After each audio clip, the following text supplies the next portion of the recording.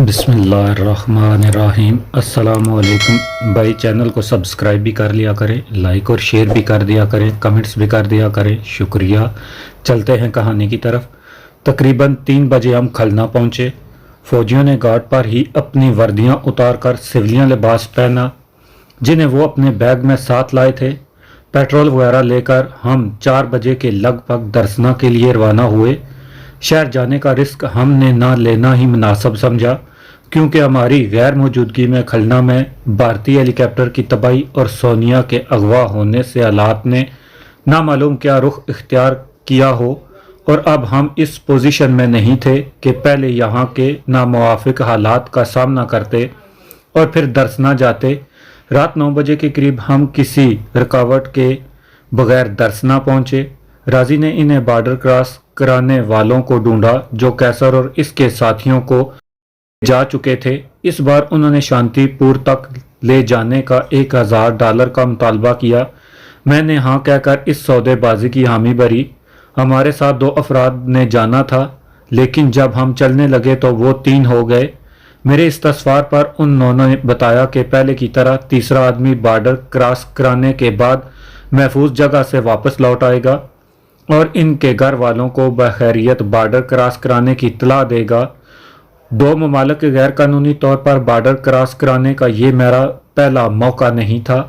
Guide हमेशा कम से कम तादाद में अमरा जाते हैं, ताकि अगर बॉर्डर के रखवाले चैलेंज करें तो इनके कम से कम तादाद में आदमी पकड़े जाएं, और अगर फरार होना हो तब भी ज़्यादा अफराद की निस्बतन एक आधे का फरार होना बहुत आसान होता है। यहाँ मामला उल्टा था। तीनों में से एक ने महफूज मकाम से वापस लौटना या दूसरे मैनों में हमसे अलग होना था। मेरे दिल में तीसरे आदमी के मुताल्लिक जो शक पैदा हुआ था, इसे मैंने किसी पर जाहिर ना किया। हमें बॉर्डर क्रॉस किए ज़्यादा से ज़्यादा 20 मिनट हुए थे जब वो महफूज जगह आ गई जहाँ से तीसरे ने वापस लौटना था। दरसना से इसके साथ रवाना हुए हमें 1 घंटा हुआ था। इसका मतलब ये था कि 1 घंटे में ये शख्स हमारी रवानगी के मुकाम तक पहुंच सकता था, जबकि कैसर और इसके साथियों की रवानगी के बाद ये शख्स 5 घंटे बाद हमारे पास आया था। मैंने इनसे पूछा कि शांतिपुर यहाँ से कितने फासले पर है और हमें मज़ीद कितना वक्त चलना होगा। सब वो सामने जो रोशनियाँ नज़र आ रही हैं वो शांतिपुर की हैं और 1 घंटे में हम वहाँ पहुँच जाएंगे, एक गाइड ने जवाब दिया। इसके जवाब से सारी बात मेरी समझ में आ गई। तीसरा आदमी कैसर और इसके साथियों से यहाँ पर अलहदा होकर वापस नहीं लौटा था, बल्कि इससे ज़रा फासले पर दौड़ता हुआ शांतिपुर गया था और पुलिस स्टेशन में कैसर वगैरह की इत्तला देकर फिर हमारे पास आया था, और अब हमारे साथ भी यही सलूक होने वाला था। जेसीओ ने भी कहा था कि वो पहले भी शांतिपुर जा चुका था और इसकी वापसी राना घाट से हुई थी। मैंने चंद सेकंड में सारे मामले को जहन में दोहराया, और इससे पहले कि किसी की समझ में कुछ आए, मैंने सिलेंसर वाला पिस्टल निकाला और दोनों गाइडों के सर में गोली मारकर इन्हें वहीं ठंडा कर दिया, और तीसरे से पूछा कि सच बताए कि इसने पहले फेरे में वापस लौटने से पहले शांतिपुर जाकर किसको मेरे साथियों के आने की इत्तला दी थी। मेरे सभी साथी हैरान थे कि मुझे क्या हो गया है जो मैंने दोनों गाइडों को मार दिया है, लेकिन किसी ने मुझसे कुछ न पूछा। मेरे साथी मेरी तबीयत से बाखूबी वाकिफ थे और फौजी डिसिप्लिन की पाबंदी करते हुए और कमांडर से कोई जिरा नहीं कर सकते थे। तीसरा आदमी अपने 2 साथियों का हशर देखकर थर थर कांप रहा था। मैंने पिस्टल इसकी कनपट्टी से लगाया और टोका देकर बोलने को कहा। बंगाली में इसने जो जवाब दिया, राजी ने इसका उर्दू में तर्जमा किया। मैंने शांतिपुर जाकर थाने के इंचार्ज को बताया चंद गैर मुल्की एक औरत के साथ गैर कानूनी तौर पर बॉर्डर क्रॉस करके शांतिपुर आ रहे हैं। इंचार्ज ने मुझे 1000 भारतीय रुपये इनाम में दिए। इससे पहले भी मैंने कई बार बॉर्डर क्रॉस कराने वाले बांग्लादेशी मुसलमान बिहारियों को शांतिपुर में पकड़वाया है। मैंने बांग्लादेशी नहीं बल्कि भारत में यहाँ से करीबी एक सरहदी गाँव का रहने वाला हूँ। मेरे ये दोनों साथी भी मेरे गांव के रहने वाले हैं और हम रोज़ाना बांग्लादेश में शिकार की तलाश में आते हैं। यहाँ बॉर्डर पर दोनों अतराफ कोई चेकिंग नहीं होती, लिहाजा गैर कानूनी तौर पर बॉर्डर क्रॉस करने के लिए ये जगह शुरू से बहुत मशहूर है। ये सारी बात सुनने तक मैंने इसकी कनपट्टी से अपना पिस्टल लगाए रखा था। मैंने पिस्टल हटाया, लेकिन लबलबी दबाने के बाद वो तीसरा भी वहीं ठंडा हो गया। राजी ने गाइड की कमीज से $1000 निकाले और दे दिए। हमने इनकी लाशों को वहीं रहने दिया और जेसीओ की रहनुमाई में शांतिपुर की तरफ चल पड़े। हम खामोशी से शांतिपुर की तरफ बढ़ रहे थे और मैं सोच रहा था किस पर भरोसा किया जाए। सब ही पैसों के लालच में इंसानी जिंदगियों के सौदे कर रहे थे और बावजूद हर मुमकिन एहतियात करने और चौकन्ना रहने के हम कई बार धोखा खा चुके थे। मखसूस $1000 के लालच में इन तीनों ने मेरे साथियों की जिंदगियों का सौदा किया था और अब हमारे साथ भी वही कुछ करने वाले थे। इंसानी जिंदगी लेते वक्त मुझे भी दुख होता, मुझे मजबूरन ऐसे इंतहाई कदम उठाने पड़ते थे क्योंकि जख्मी सांप अपने वतन से और मुझसे गद्दारी करने वालों को जिंदा छोड़ना मेरी सरशस्त में नहीं। शांतिपुर पहुंचकर हमने किंग होटल ढूंढा। हमने अपना असला चादरों में छुपाकर लाठियों की सूरत में पकड़ा हुआ था। हम सब होटल से जरा फासले पर खड़े हो गए और रजी को होटल में भेजा के रमेश कैसर का पता करे और इसे बुला लाए। राजी होटल की तरफ गया। हम कदरे अंधेरी जगह पर खड़े थे और हमारे दिल बेचैनी से धड़क रहे थे। थोड़ी देर बाद ही राजी अकेला वापस आया। इसने बताया कि रमेश अपने कमरे में मौजूद नहीं और इसके पूछने पर रिसेप्शन वालों ने बताया कि रमेश कमरे में अकेला रहता है। इसका मतलब ये था कि कल्पना को इसने इसी होटल में किसी और कमरे में या किसी दूसरे होटल में ठहराया है। मुझे कैसर की जहानत पर भरोसा था। इसने कल्पना को अपने साथ न रखकर अक्लमंदी का सबूत दिया था। हालांकि पेश नज़र वो खुद किसी भी वक्त किसी मुश्किल में गिरफ्तार हो सकता था। अगर कल्पना इसके कमरे में ठहरी होती तो वो भी साथ ही दर ली जाती। मैंने साथियों को कहा कि हमें इस होटल के करीब ही किसी दूसरे होटल में ठहरना चाहिए। जेसीओ ने, जो इस सरहदी कस्बे में पहले भी आ चुका था, ये मशवरा दिया कि इस छोटे से कस्बे में हम 8 अफराद एक ही होटल में रहना हमें मशकूक ठहरा सकता है। लिहाजा हम में से 4 अफराद रमेश के होटल में और 2 दूसरे 4 इस होटल के करीब ही टैगोर होटल में क्याम करें। 2 टोलियों में मुख्तलिफ जगहों पर रहकर हम एक दूसरे की निगरानी भी कर सकेंगे और अगर कोई टोली मुश्किल में पड़ गई तो दूसरी टोली इसकी मदद भी कर सकेगी। शांतिपुर में सिर्फ ये 2 ही होटल थे। मैंने 3 थाइयों और राजी को टैगोर होटल में भेज दिया और खुद 3 फौजियों के हमरा किंग होटल में कमरे ले लिए। मैंने राजी को $300 होटल के अखराजात के लिए दिए। राजी का थाइयों के साथ रहना इसलिए भी ज़रूरी था कि इस इलाके में भी बंगाली बोली जाती थी। थाई नाआशना थे। मैंने राजी को ये भी कहा कि टैगोर होटल में थाइयों को ठहराने के बाद वो किंग होटल की रिसेप्शन की लॉबी में आकर बैठ जाए और कैसर की वापसी का इंतज़ार करे। किंग होटल में 3 कमरे लेकर और ज़रा ताज़ा दम होकर मैं होटल की लॉबी में आया तो रजी मेरा मुंतज़िर था। इसके पास मेरे लिए 2 खबरें थी। पहली ये कि कल्पना टैगोर होटल में ठहरी हुई है, जिसे इसने रिसेप्शन से गुजरते हुए देखा है। दूसरी खबर यह थी कि कैसर होटल में वापस लौट आया है। मुझे देखकर वो लॉबी में मेरे करीब ही पड़े सोफे पर बैठ गया और अपना चेहरा दूसरी तरफ करते हुए मुझसे सरगोशी में आपके मुतल्लक पूछा। मेरे हाँ कहने पर इसने कहा कि यहाँ करीब ही मोन रेस्टोरेंट है और 1 घंटे में वहाँ पहुँच जाएगा। इसने सिर्फ आपको वहाँ मिलने के लिए बुलाया है और ये भी कहा है कि इस होटल में इससे मिलने से एतराज़ करें क्योंकि पुलिस वाले इसकी निगरानी कर रहे हैं। राजी को कैसर से मिले पौना घंटा हो चुका था। मैंने राजी को कहा कि मेरे नंबर 2 को कहे कि पहले अपने दोनों साथियों समेत मोन रेस्टोरेंट के बाहर छोटे हथियारों से मुसल्ला होकर हमारी निगरानी करे। मून रेस्टोरेंट इन दोनों होटलों के दरमियान था। मैं अंदर चला गया और राजी थाइयों को बताने तेज तेज कदमों से आगे बढ़ गया। मुझे रेस्टोरेंट में बैठे बामुश्किल 15 मिनट गुजरे होंगे कि पहले कैसर अंदर आया और मेरे साथ की मेज़ पर मेरे करीब पड़ी कुर्सी पर बैठ गया। इसके पीछे ही राजी अंदर दाखिल हुआ और कदरे फासले पर एक टेबल पर बैठते हुए मुझे इशारे से बताया कि तीनों साथी बाहर मौजूद हैं। कैसर ने और मैंने चाय के अलग अलग आर्डर दिए। कैसर धीमी आवाज़ में बोला, हम बड़ी मुश्किल में फंस चुके हैं। सारे साथी हवालात में बंद हैं।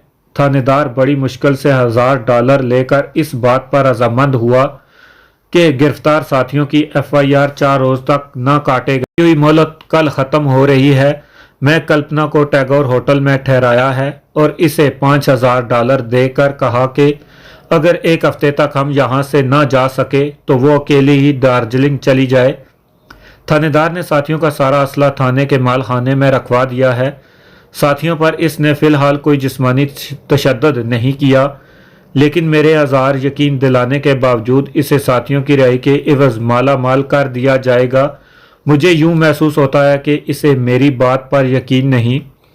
मेरी भी निगरानी हो रही है। आपके सामने जो शख्स सफ़ेद धोती और गुलाबी कमीज़ में बैठा है वो थाने का मुखबर या सिपाही है। 3 अफराद बावर्दी 24 घंटे मेरी निगरानी करते हैं। मैंने सारे डॉलर और जवाहरात अपनी कमर के गिर्द बांध रखे हैं। यहाँ से निकलकर मैं इन्हें आपके हवाले कर दूंगा, क्योंकि मुझे किसी वक्त भी गिरफ्तार किया जा सकता है। मेरे पास एक रिवाल्वर और 45 गोलियां हैं। आपसे फ़ोन पर खलना बात करने से हमें बहुत हौसला हुआ और मैंने गिरफ्तार साथियों को भी कहा कि आपके आने का बता दिया। आपके यहाँ आने में देर से मैं मायूस नहीं हुआ था, क्योंकि मुझे यकीन था कि आप ज़रूर बिल ज़रूर आएंगे, बल्कि मैं आपके लिए मुतफ़िक्र था कि कहीं आप वहाँ किसी मुसीबत में ना फंस गए हों। मेरे पास लफ्ज़ नहीं जिनसे मैं आपके यहाँ आने का शुक्रिया अदा कर सकूं।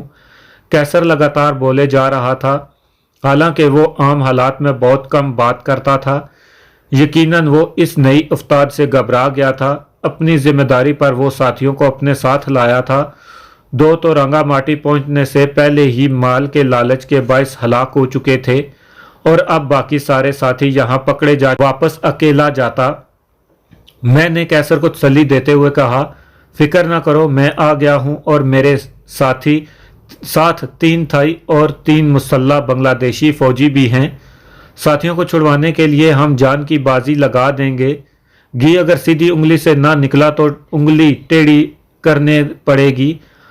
तुम मुझे थाने का माल्य-वकूफ़ थानेदार की शक्लो सूरत और थाने में मौजूद नफरी के अंदाज़न तादाद बताओ और ये भी बताओ कि थाने का माल खाना थाने में किस जगह वाक़या है। ये सब कुछ लिख कर राजी को देना, जो 1.5 घंटे बाद इस जगह तुम्हारा मुंतज़िर होगा। ये कहकर मैंने चाय का बिल दिया और रेस्टोरेंट से बाहर आ गया। थाई साथी बाहर रेस्टोरेंट के दोनों जानब फैल कर खड़े थे। चंद मिनटों बाद कैसर भी बाहर आ गया और पास से गुजरते हुए एक बहुत चौड़ी डबल पट्टी बेल्ट मुझे दी, जिससे डॉलर और जवाहरात थे। कैसर तो आगे बढ़ गया, इसके पीछे ही गुलाबी कमीज वाला और राजी साथ साथ निकले। निगरानी करने वाला तो कैसर के पीछे पीछे चला गया। राजी को मैंने इस रेस्टोरेंट में कैसर से मांगी हुई मालूमात का पर्चा लेने और इसे फौरन मुझ तक पहुंचने की ड्यूटी लगाई। होटल में रॉबर्ट माइकल के नाम से मैंने इंदराज कराया था, क्योंकि भारत में सरहदी कस्बे में किसी मुसलमान का ठहरना ही इसे मशकूक बना देता है। मेरे सारे साथी भी हिंदू और क्रिश्चियन नामों से होटल में ठहरे। 2 घंटे बाद राजी का दिया हुआ रुक्का लेकर मेरे पास आ गया। मैंने तीनों साथियों को भी अपने कमरे में बुलवा लिया और कैसर का रुक्का पढ़ने लगा। इसने थाने की इमारत का नक्शा बनाया था, जिसमें हवालात और माल खाने की निशानदेही की थी। थाने की कुल नफरी कैसर के अंदाजे के मुताबिक 16 अफराद पर मुश्तमिल थी और थाने का सारा अमला हिंदू था। रिवाल्वर से मुसल्ला सिर्फ थानेदार और ASI रहते थे, बाकी सब अमला हाथों में लाठियां रखता था। मैंने ये सब मालूमात फौजियों को बताकर इन्हें अपना प्लान बताया। मेरे प्लान के मुताबिक हमें कल शाम ढलने के बाद थाने पर हमला करना था। इस वक्त थानेदार, ASI और हेड मुहर्रर वगैरह थाने में अमूमन मौजूद होते हैं। प्लान के मुताबिक मैंने थानेदार को और कैसर ने ASI को गैर मुसल्ला करना और अपने असले की नोक पर इनसे माल खाने और हवालात की चाबियां लेनी और असला लेना और साथियों को छुड़वाना था। इस दौरे अफ्ताब थाने में सेंट्रल अलार्म का होना बैद अल क़ियास था। साथियों को छुड़वाने और मुसल्ला करने के बाद माल खाने में थानेदार समेत सारी नफरी को एक एक करके लाना اور تھائیوں کو ان کے گلے کاٹ کر ہلاک کرنا تھا۔ میں چاہتا تھا کہ اس کارروائی اسلحے کا استعمال سوائے اشد ضرورت کے ہرگز نہ کیا جائے اور خاموشی سے ساری نفری کو ہلاک کر کے ہم جیسیوں کی قیادت میں فوراً رانا گھاٹ کی طرف روانہ ہو جائیں۔ قصبے والے خال ہی رات کو تھانے کی طرف جاتے ہیں۔ میں چاہتا تھا کہ ہماری اس کارروائی کا علم قصبے والوں اور پولیس اعلیٰ افسران کو اگلی صبح سے پہلے نہ ہو، تب تک ہم ان کی پہنچ سے دور نکل چکے ہوں گے۔ کارروائی سے پہلے ہوٹل میں اپنا سامان اٹھائیں گے، چیک آؤٹ نہیں ہوں گے اور کلپنا کو سامان کے ساتھ قصبے کے باہر اس جگہ انتظار کرنے کا کہیں گے جہاں سے ہمیں رانا گھاٹ کے لیے گزرنا ہوگا۔ میرے پلان سب نے سراہا۔ صرف ایک تبدیلی یہ کی گئی کہ قصبے کے کسی بھی شخص کو وہاں موجودگی کے امکان کے پیش نظر تھانے پر دعوے کا وقت رات کے 9 بجے رکھا جائے۔ یہ عجیب اتفاق تھا کہ رانا گھاٹ جانے کے راستے میں ہی تھانہ پڑتا تھا، یعنی ہمیں اپنی کارروائی کے بعد قصبے میں دوبارہ داخل نہیں ہونا تھا۔ جیسیو کے مطابق شانتی پور رانا گھاٹ کا سفر 6 سے 7 گھنٹے کا تھا اور بقول اس کے ہم انشاءاللہ 8ویں گھنٹے میں بنگلہ دیش میں ہوں گے۔ پلان کی تفصیلات اور وقت طے کر کے میں نے فوجیوں کو رخصت کیا اور کھانا کھا کر تھانے میں کارروائی کے جزیات میں کھو گیا۔ تھانے دار کو قابو کر کے ہمیں پہلے مال خانہ کھولنا اور بعد میں حوالات سے ساتھیوں کو نکالنا تھا۔ میں نے پروگرام میں 2-3 تبدیلیاں کی۔ تھانے دار کو قابو کر کے ہمیں مال خانے کے اسلحہ خانے پر قبضہ کرنا تھا تاکہ کارروائی کے دوران کوئی پولیس والا مسلح نہ ہو سکے۔ تھانے کے بڑے گیٹ پر راضی نے تھانے میں اگر کوئی آئے تو اسے یہ کہہ کر واپس لوٹانا تھا کہ پولیس کمشنر اچانک معائنے کے لیے آیا ہوا ہے، اور اگر کوئی پولیس والا آئے تو اسے فوری اندر بھیج دیا جائے۔ تھانے کے ٹیلی فون کی لائن ڈسکنیکٹ کرنی تھی۔ ہمارا یہ پلان دیکھنے میں تو بالکل ٹھیک ٹھاک لگ رہا تھا۔ اگر تھانے کے حالات ہماری توقع کے عین مطابق ہوتے، دوسری صورت میں ہمیں فوراً اسلحے کا استعمال کرنا تھا، کیونکہ اب ایک بار تھانے میں گھس کر پلان کو ملتوی کرنا اور پولیس واپس لوٹنا ناممکن تھا۔ تھانے میں ایک جیپ کا ہونا لازمی تھا۔ ہم اس جیپ سے کسی حد تک فائدہ اٹھا سکتے تھے۔ جیپ ہمارے واپس جانے کے راستے کی نشاندہی بھی کر سکتی تھی، اس لیے اسے استعمال نہ کرنے کی صورت میں اسے دوسرے کے لیے ناقابل استعمال بنانا ضروری تھا۔ انہی سوچوں میں کھویا ہوا میں سو گیا۔ میں راضی اور تھائیوں کے پاس گیا اور انہیں آج رات کو اٹیک کے منصوبے سے آگاہ کیا۔ سب نے میرے پلان کی تائید کی اور میں نے انہیں رات 8 بجے اپنے ہوٹل کو چھوڑ کر سامان اور اسلحے کے ساتھ تھانے کے قریب 200 گز آگے رکنے کا کہا۔ وہیں کلپنا نے ہمارا انتظار کرنا تھا۔ کیسر کے ذریعے مون ریسٹورنٹ میں کیسر کو بلوا کر سب پلان سمجھایا۔ اس نے 8:45 بجے تھانے کے بیرونی گیٹ پر ہمیں ملنا تھا اور راضی کو کلپنا کو لے کر تھانے سے آگے مقررہ مقام پر چھوڑنا اور تھانے کے باہر ہمیں ملنا تھا۔ تینوں فوجیوں اور تھائیوں نے 2-2 کی ٹولیوں میں ٹھیک 8:45 بجے تھانے پہنچنا تھا۔ سب کو مکمل ہدایت دے کر اور گھڑی ملا کر میں واپس اپنے ہوٹل آ گیا اور وضو کر کے 2 رکعت نفل اپنی کامیابی کے لیے ادا کیے اور گڑ گڑا کر اپنے رب العزت سے دعا کی کہ مجھے اپنے مشن میں کامیابی عطا کرے۔ اس مشن میں خدا نخواستہ ناکامی کی صورت میں کم از کم میں تو اپنی جان دیتا۔ کیسر کے ساتھیوں کی گرفتاری میرے دل و دماغ پر اتنا بوجھ بن چکی تھی جس کو بیان کرنا